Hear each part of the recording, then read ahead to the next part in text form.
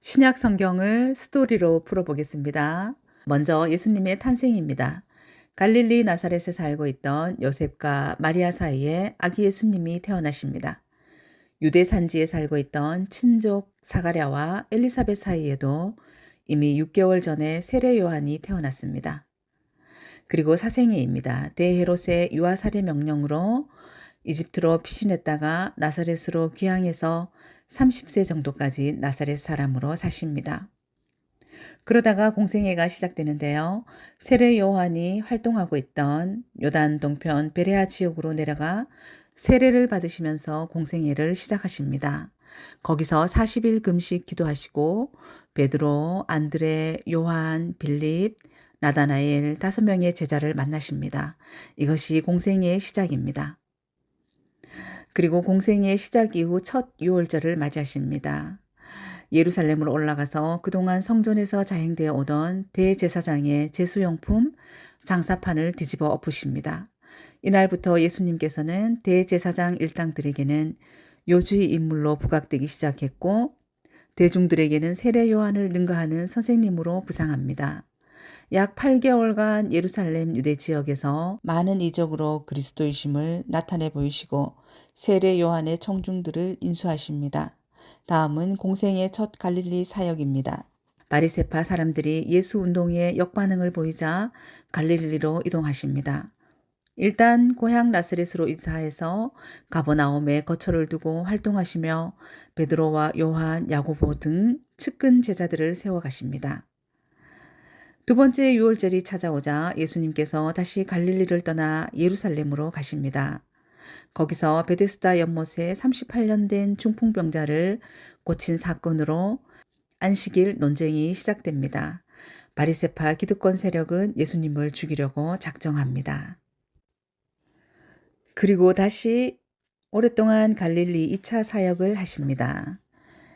다시 갈릴리로 이동하셔서 12명의 제자를 확정하신 후 산상수훈을 베푸십니다. 이들과 함께 본격적으로 세 번째 유월절 지난 초막절 때까지 계속해서 갈릴리에서 수많은 사역을 하십니다.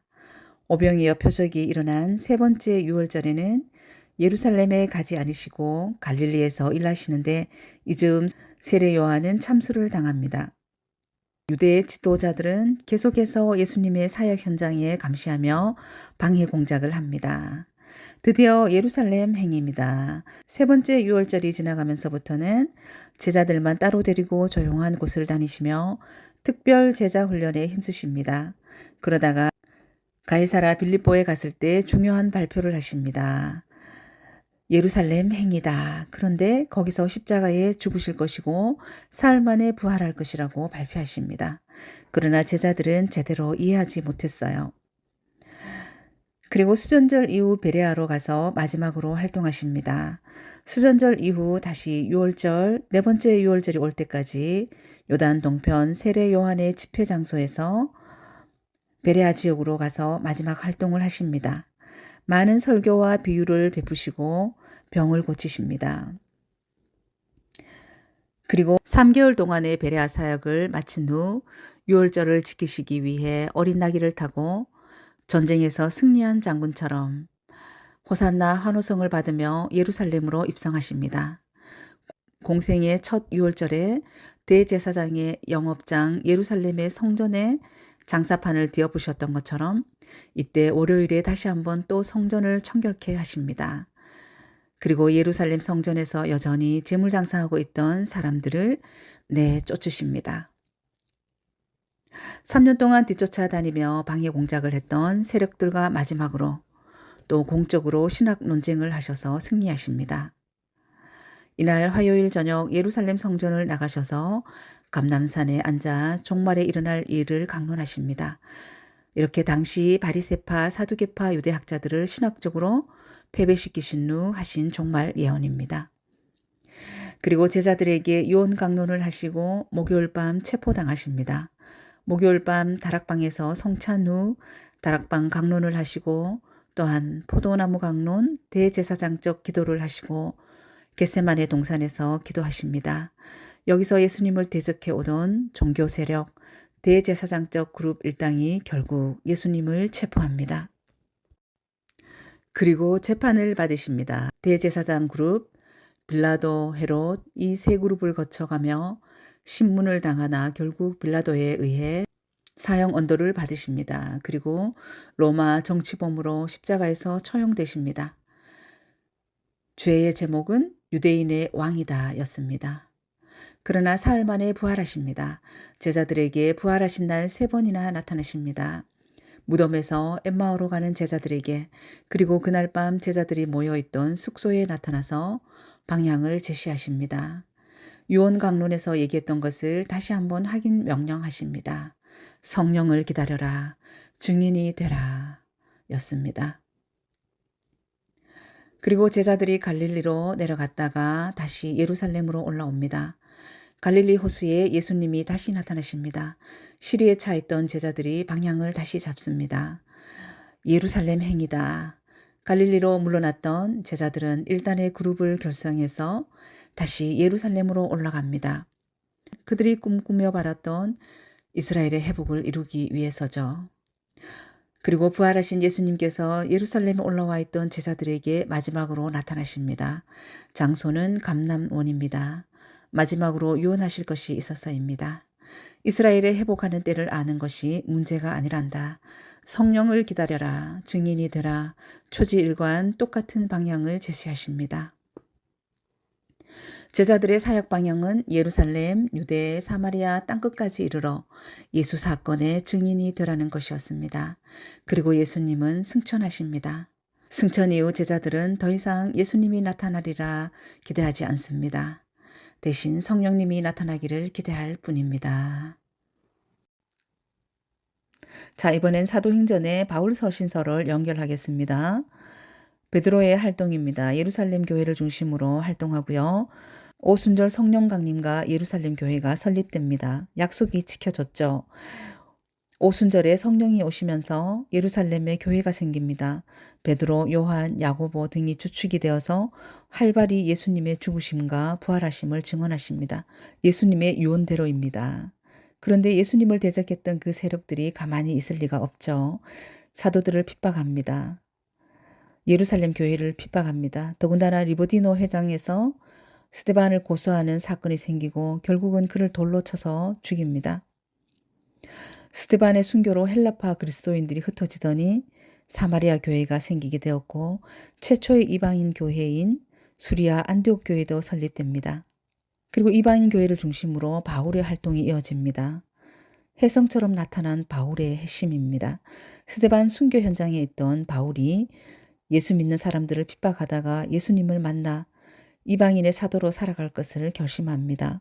아라비아에서 3년, 다소에서 10년 정도 머물러 있다가 수리아 안디옥 교회에 파송되었던 바나바의 초청을 받아 안디옥 교회로 갑니다. 그리고 제1차 선교 여행을 합니다. 수리아 안디옥 교회를 목회하던 바울과 바나바가 구브로를 거쳐 비시디아 안디옥 등 갈라디아 지방에 복음을 전합니다. 그 결과 갈라디아 교회가 개척됩니다.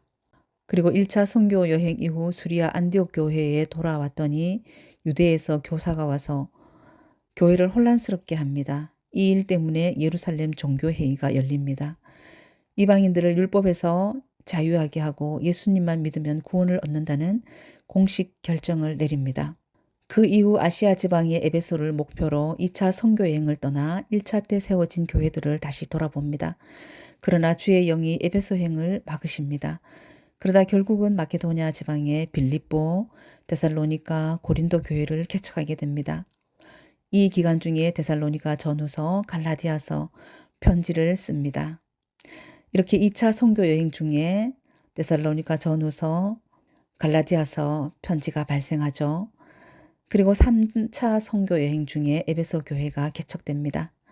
2차 선교 여행을 마치고 고린도에서 떠나오는 길에 에베소에 들릅니다.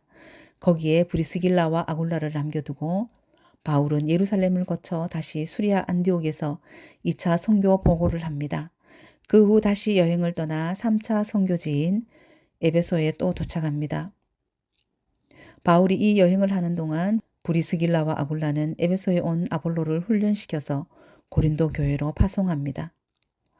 에베소에서 목회하는 중에 고린도 교회에 분쟁이 일어납니다. 또 교인들이 질문을 들고 찾아오기도 합니다. 바울은 이런 문제들에 대답하는 글을 썼는데 이것이 고린도 전서입니다. 고린도 교회가 이번에는 바울의 사도권을 인정하지 않는 바람에 바울이 고린도를 두 번째 다녀오지만 해결이 안 됩니다. 바울은 눈물로 편지를 써서 디도에게 보냅니다. 해결되기를 바라고 있는 동안 에베소 폭동이 일어납니다. 바울은 에베소를 떠나 마게도냐에 도착합니다. 거기서 디도를 만나 고린도 교회가 잘 해결되었다는 소식에 기쁨으로 다시 편지를 씁니다. 이렇게 고린도 후서 편지가 발생합니다. 다음 고린도에서 3차 선교여행 마무리 후에 로마, 스페인 여행을 계획합니다. 드디어 그 문제의 고린도 교회를 세 번째 방문합니다. 거기서 1, 2, 3차 선교여행을 총결산하면서 한 통의 편지를 더 쓰는데요. 다음 단계의 선교는 스페인 쪽으로 방향을 잡고 계획을 세우는데 스페인을 공략하기 전 로마 교회에게 후원교회가 되어달라고 부탁하기 위해서입니다. 여기에서 로마서 편지가 발생합니다. 이렇게 고린도에서 3차 선교여행 마무리 후 로마, 스페인 여행을 계획했습니다. 그러나 헌금 전달을 위해 일단 예루살렘 행이 1차 목표였어요.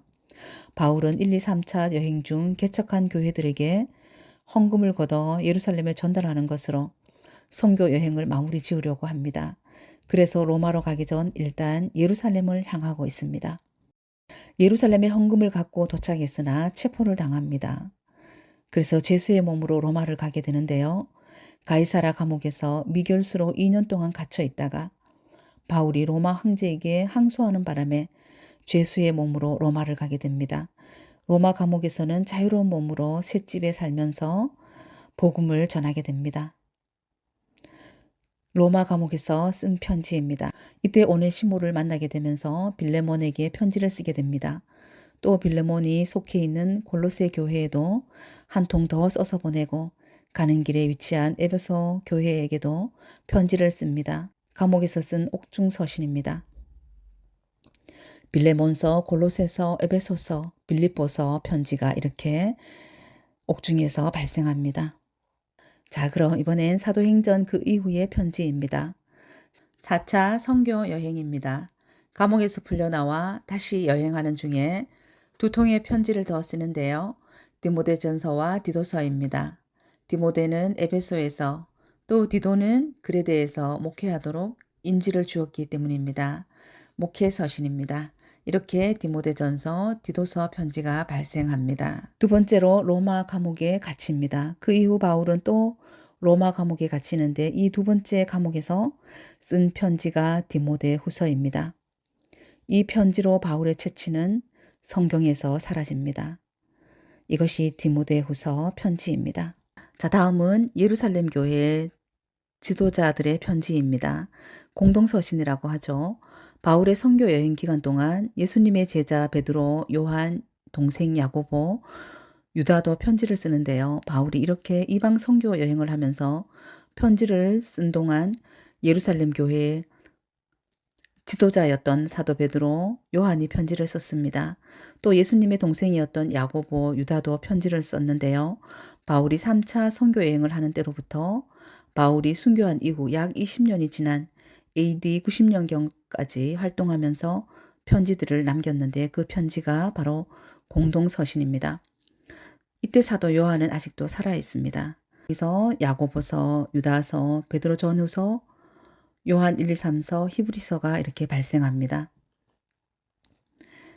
네, 다음은 요한계시록입니다. 사도 요한이 마지막으로 계시를 보는데요. 예수님은 승천하신 이후 예루살렘과 유대와 사마리아와 땅끝까지 교회가 세워진 모든 과정을 다 보고 계셨습니다. 이때 AD 100년이 되도록 아직 살아남아 있던 요한에게 마지막으로 나타나십니다.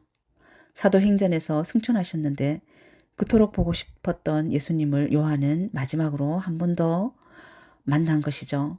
예수님은 도미티아누스 황제 치하에서 심한 박해를 받던 교회들이 앞으로 될 일에 대해 예언을 들으면 힘을 얻을 것 같아서 나타나셨습니다.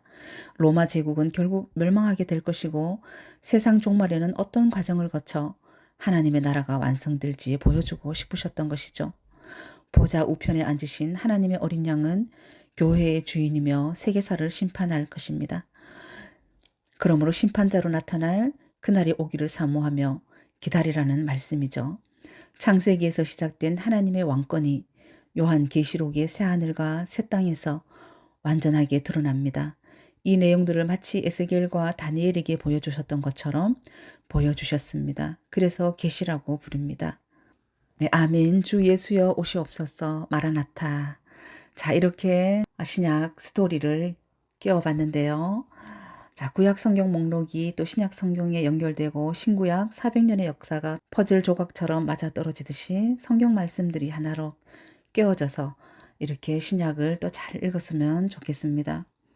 그리고 세계 역사 속에서 하나님의 왕권이 선포되는 것과 같이 우리들의 일상 속에서도 하나님의 나라가 선포되기를 소망합니다.